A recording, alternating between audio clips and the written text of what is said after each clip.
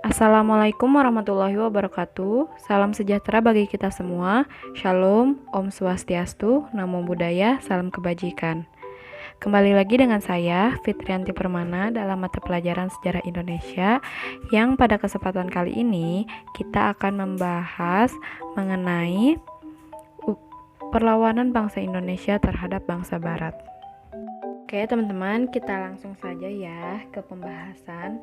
Jadi pada abad ke-16, Portugis dan Spanyol itu setelah melalui perjalanan panjangnya, mereka berhasil menaklukkan kerajaan-kerajaan besar di Nusantara seperti Malaka, Maluku, Aceh, Demak, yang tentu saja dibalas oleh bangsa Indonesia dengan perlawanan sengit. Nah, 100 tahun kemudian Belanda datang ke Indonesia seperti bak pahlawan kesiangan gitu. Nah, mereka itu menawarkan proposal bantuan untuk mengusir Portugis dari tanah Maluku. Nah, rakyat yang pada saat itu sudah sangat kelelahan akibat perang dan mudah dapat dipengaruhi, dan mau tidak mau harus menuruti segudang permintaan Belanda yang sebenarnya sangat merugikan bangsa kita. Nah, pada saat itu mereka itu sangat memperebutkan rempah-rempah. Nah, teman-teman tahu gak kenapa sih orang-orang Eropa ini sangat memerlukan rempah-rempah? Nah, karena rempah-rempah ini merupakan komoditas perdagangan yang sangat laris di Eropa. Nah, Nusantara ini merupakan salah satu daerah yang menghasilkan rempah-rempah. Nah, kemudian orang-orang Eropa itu berusahalah datang ke Kepulauan Nusantara untuk mendapatkan rempah-rempah. Namun dalam konteks penemuan dunia baru itu, kemudian tidak hanya Kepulauan Nusantara saja, tetapi juga daerah-daerah lain yang ditemukan orang-orang Eropa itu pada periode penjelajahan samudra. Misalnya ada Amerika dan daerah-daerah lain di Asia. Karena keserakahan bangsa Barat dan akan kekayaan bangsa Indonesia, jadi selain memonopoli perdagangan, mereka juga melakukan kolonialisme di Indonesia yang akhirnya menimbulkan kesengsaraan yang berkepanjangan. Namun bangsa Indonesia tidak tinggal diam dan membiarkan negerinya dan kehormatannya diinjak-injak oleh bangsa asing. Kemudian Indonesia memperoleh kemerdekaan dalam waktu yang lama. Banyak para pahlawan yang gugur demi mempertahankan bumi pertiwi tercinta ini. Mereka mengorbankan seluruh jiwa dan raga untuk mengejar sebuah kata merdeka. Sebelum tahun 1908, telah banyak bangsa lain yang ingin menjajah dan menguasai Indonesia. Mereka banyak memeras, menindas, dan merampas hak-hak rakyat Nusantara. Banyak juga perlawanan dari pahlawan-pahlawan kita yang masih bersifat kedaerahan. Nah, muncullah banyak tokoh-tokoh yang memegang andil besar dalam perlawanan terhadap penjajahan yang bangsa lain lakukan. Nah, teman-teman, tugas kita sebagai pelurus bangsa adalah mempertahankan kemerdekaan ini, tetap menjaga semangat perjuangan dan mempertahankan kebudayaan nenek moyang kita. Namun, di zaman globalisasi seperti sekarang ini, semangat generasi muda penerus bangsa ini kian menurun dan sangat memprihatinkan ya. Melihat akan gigihnya para pejuang daerah kita terdahulu, harusnya para pemuda itu merasa malu. Semestinya para pemuda generasi baru ini harus bisa melanjutkan perjuangan para pendahulu yang rela berkorban tanpa tanda jasa dan berani memperjuangkan kemerdekaan Indonesia. Sebagai generasi muda, seharusnya dapat melanjutkan tonggak harapan ini untuk mengisi kemerdekaan dengan cara meningkatkan akhlak. Nah, teman-teman, lanjut saja ya kita ke materi yang pertama, yaitu perlawanan bangsa Indonesia terhadap penjajahan Portugis dan Spanyol. Nah, teman-teman tahu sendiri kan bahwa bangsa Portugis dan Spanyol itu merupakan negara-negara pelopor dari penjelajahan samudra setelah jalur lalu lintas. Nah, kedatangan bangsa Portugis dan Spanyol ini langsung atas perintah dari Sri Paus dengan disepakatinya sebuah perjanjian yang disebut Perjanjian Tordesillas yang membagi dunia menjadi dunia barat dan timur dengan ketentuan bangsa Spanyol hanya boleh melakukan pelayaran ke barat dan bangsa Portugis melakukan pelayaran ke timur. Maka sampailah untuk pertama kalinya ke wilayah kita, ke wilayah Indonesia dari sebelah utara yaitu Maluku setelah sebelumnya melalui benua Amerika. Nah, sementara bangsa Portugis yang mengambil jalan barat sampai ke pertama kali di Nusantara dari arah barat, yaitu ke Semenanjung Malaka, dan melanjutkan perjalanan ke Kepulauan Maluku karena mereka mengetahui bahwa pusat rempah-rempah ada di Maluku, dan dalam rangka mengikuti perintah dari negaranya untuk berdagang. Setelah mulai berdagang dan mengetahui keuntungan yang diperoleh sangat besar, mereka akhirnya berniat menguasai perdagangan dengan cara monopoli. Perilaku bangsa Portugis dan praktik monopoli yang dilakukannya sangat merugikan kerajaan Malaka, Aceh, dan Maluku, sehingga memperoleh perlawanan fisik dari rakyat setempat. Nah, teman-teman, pernah gak teman-teman ngebayangin gimana sih perjalanan yang ditempuh sama Portugis dan Spanyol saat melewati samudra yang tentunya pada saat itu masih asing bagi mereka, sehingga sampai ke negeri-negeri kita. Nah, tentunya mereka itu bertaruh nyawa loh untuk menaklukkan samudra. Pasti ada faktor besar yang melatar belakangi kedatangan bangsa Portugis dan Spanyol sampai ke negara kita. Nah, pada kali ini kita akan mempelajari faktor-faktornya. Nah, yang pertama ada pertentangan dengan Turki. Jadi, sepanjang perjalanan sejarah bangsa Eropa, mereka selalu tersandung oleh Turki. Ketika bangsa Eropa sedang berada pada zaman kegelapan, pemerintah Turki melarang umat Nasrani Eropa berziarah ke kota-kota suci mereka di tanah Palestina. Hal ini tentu saja merugikan secara spiritual dan emosional, sehingga mendorong orang-orang Eropa memutuskan untuk berperang merebut kota suci mereka dari orang-orang Turki, sehingga mengundanglah sentimen tersendiri dari dalam diri bangsa Eropa pada saat itu. Nah, selanjutnya ada perkembangan ilmu pengetahuan.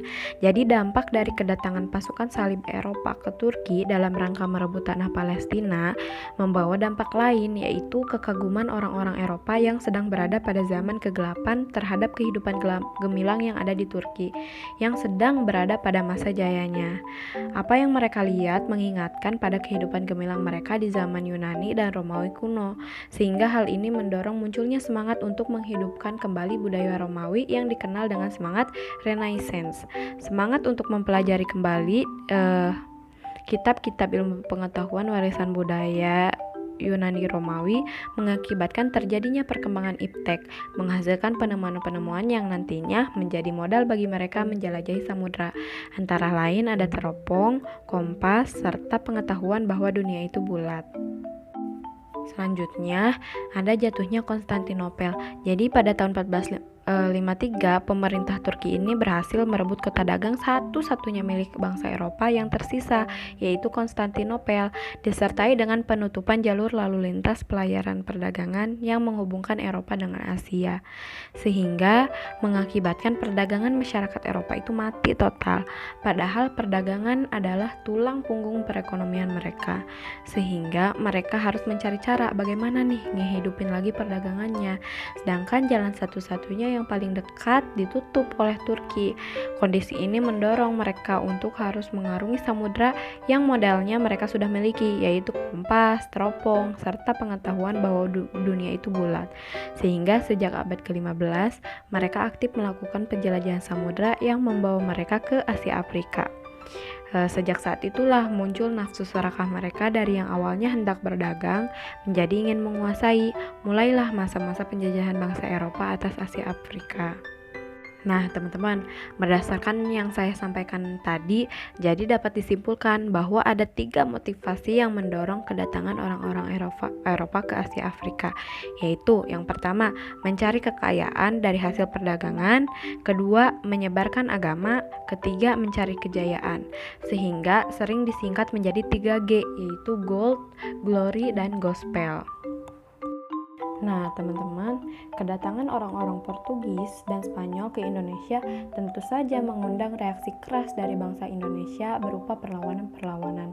Nah, pada kesempatan kali ini kita akan mempelajari sebagian perlawanan-perlawanan dari rakyat Indonesia terhadap penjajahan bangsa Portugis dan Spanyol. Yang pertama ada perlawanan rakyat Tanah Rencong Aceh. Jadi sejak kedatangan Portugis di Malaka tahun 1511, banyak para pedagang Islam yang menyingkir dari Malaka menuju Aceh. Dengan demikian perdagangan di Aceh berkembang begitu pesat. Perkembangan Aceh yang begitu pesat dipandang Portugis sehingga tahun 1523 Portugis melancarkan serangan ke Aceh di bawah pimpinan Henriques dan menyusul pada tahun 1524 di bawah pimpinan de Souza, namun selalu mengalami kegagalan.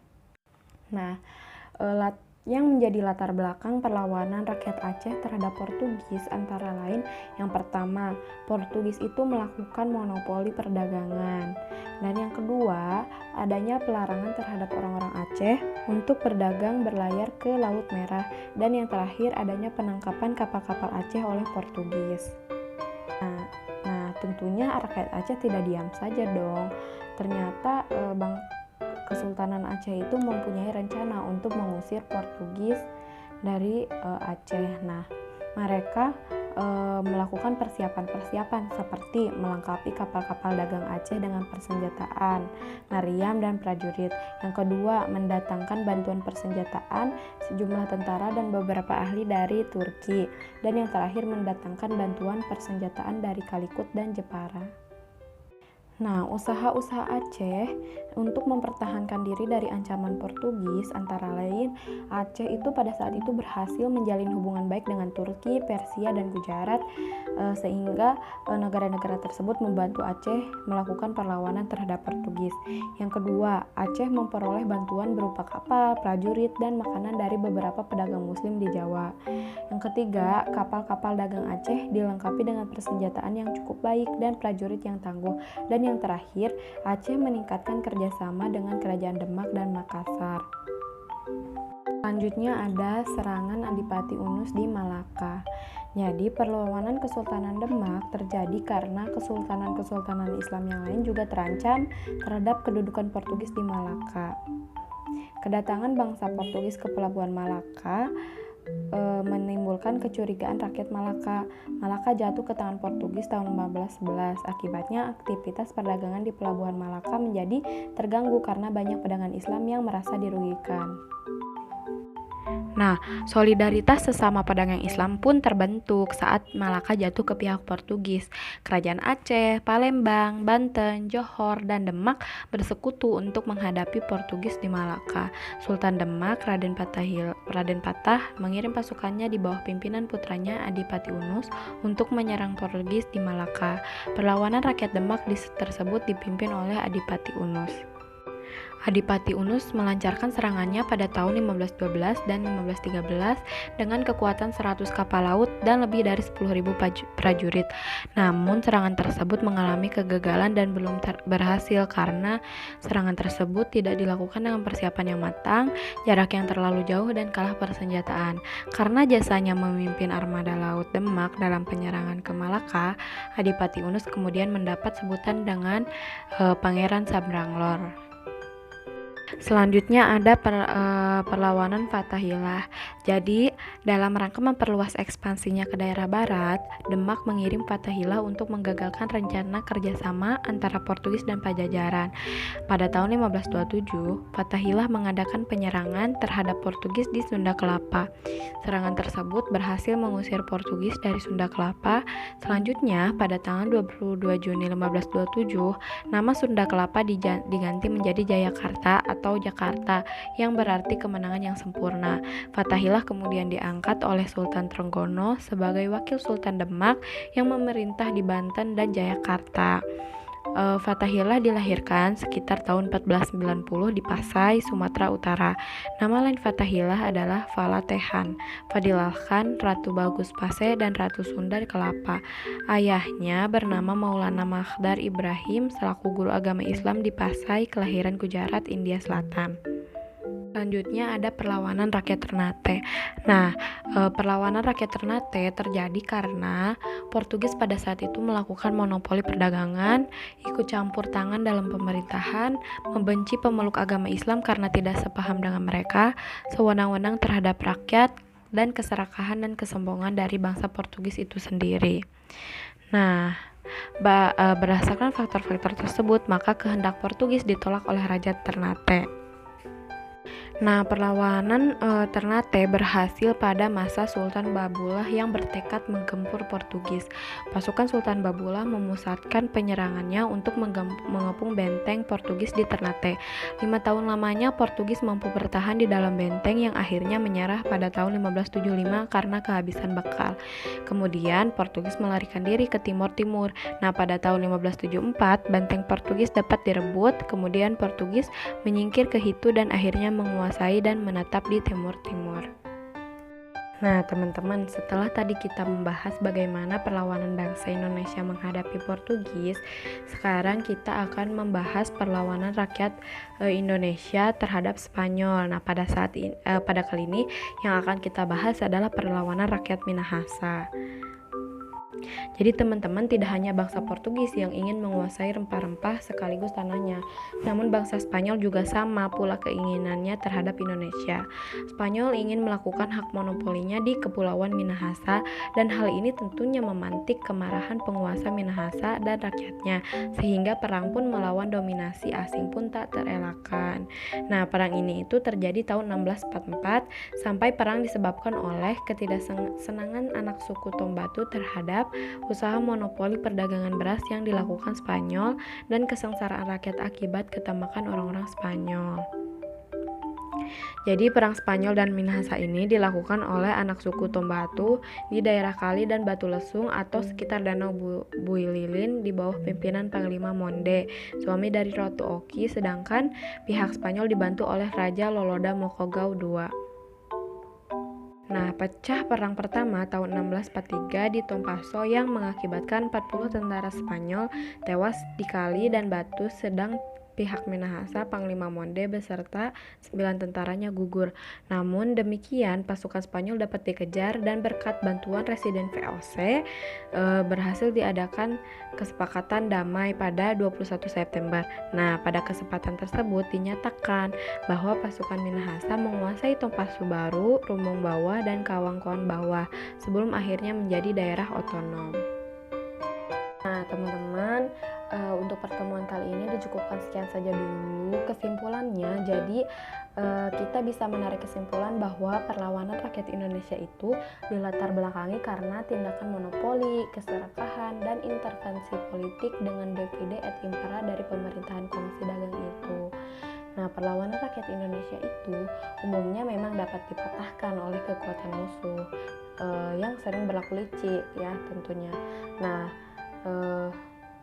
jadi sehingga rakyat Indonesia itu umumnya susah menang gitu, karena mereka sering berlaku licik dan memiliki persenjataan yang lebih lengkap. Nah, akibat dominasi pemerintahan Kongsi Dagang dan kekalahan perlawanan rakyat itu, berdampaklah sebagian besar kepulauan Indonesia dikuasai kekuasaan asing. Nah, teman-teman, perlu kita tanamkan dalam diri kita masing-masing bahwa sesungguhnya perilaku penjajahan itu tidak sesuai dengan fitrah dan hak asasi manusia, maka harus dilawan. Nah, perlunya persatuan yang kokoh dari kita, sehingga kita dapat mempertahankan suatu kedaulatan negara dari ancaman-ancaman disintegrasi. Teman-teman, untuk kali ini pertemuannya dicukupkan sekian saja ya. Sampai ketemu di pertemuan selanjutnya. Assalamualaikum warahmatullahi wabarakatuh.